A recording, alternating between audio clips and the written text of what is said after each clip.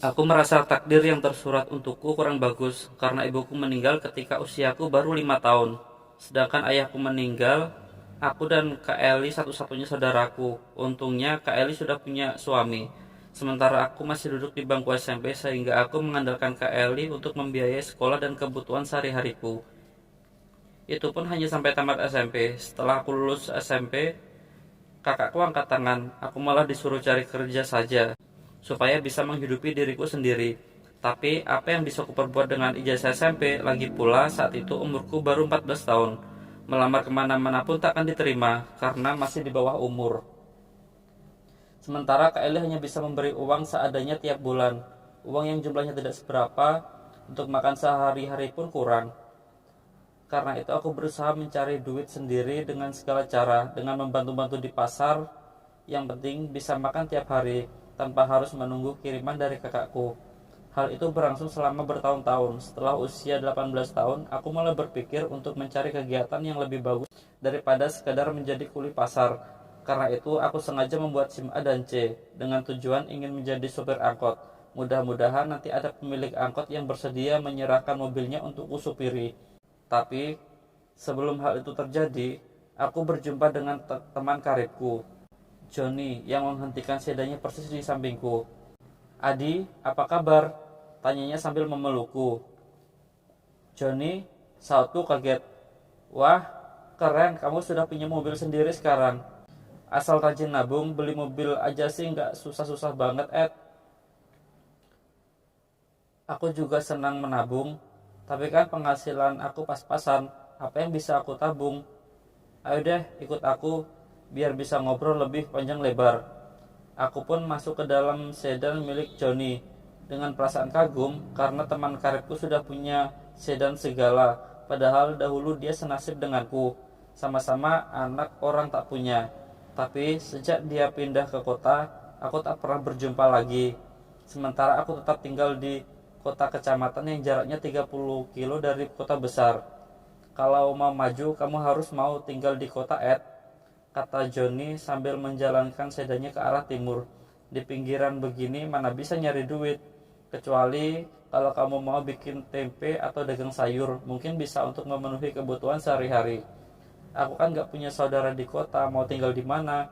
Harus nyewa kamar. Dari mana duitnya? Tanyaku karena aku tahu mesti di kota punya peluang sukses yang lebih besar, namun untuk bertahan hidup di sana juga tidak mudah. Tentu saja butuh modal juga untuk melangkah. Kalau kamu punya niat untuk mencari duit di kota, kamu bisa tinggal di rumah aku. Kamu udah punya rumah sendiri di kota? Udah, Johnny mengangguk. Kamu hebat, John. Umur kamu sebaya dengan aku, tapi sudah punya rumah dan mobil segala. Aku setahun lebih tua dari kamu. Sekarang aku udah 19 tahun, Ed. Oh iya, kamu mau ikut denganku ke kota sekarang? Tanya Johnny. Mau, tapi aku harus nitipin kunci ke tetangga sebelah. Takut kakakku pulang gak bisa masuk. Ya udah, sekarang ke rumah kamu dulu. Sekalian bawa baju untuk ganti. Siapa tahu kamu betah di rumah aku nanti. Kalau dikasih kerjaan, pasti aku betah di rumah kamu, John. Kerjaan sih ada, asal kamu mau aja ngerjainnya. Kerjaan apapun akan aku kerjakan. Asal jangan maling aja. Enggak, kerjaan kita tak akan merugikan orang lain, percayalah. Setibanya di mulut gang menuju rumahku, Johnny menghentikan sedannya. Aku nunggu di mobil aja ya, kata Johnny. Iya, sautku. Tunggu sebentar ya, John. Bergegaslah aku melangkah ke dalam gang menuju rumahku yang kecil dan nyaris roboh itu. Di dalam rumah, ku kumpulkan semua pakaian yang sudah dicuci dan disetrika. Lalu kumasukkan ke dalam ransel. Sambil menggendong ransel, aku keluar dari rumahku. Lalu kukunci pintu di depan. Anak kuncinya aku titipkan ke tetangga sebelah agar kalau kakak Eli datang bisa masuk ke rumah. Kemudian dia bergegas menuju jalan besar di mana Johnny tengah menungguku di dalam mobilnya.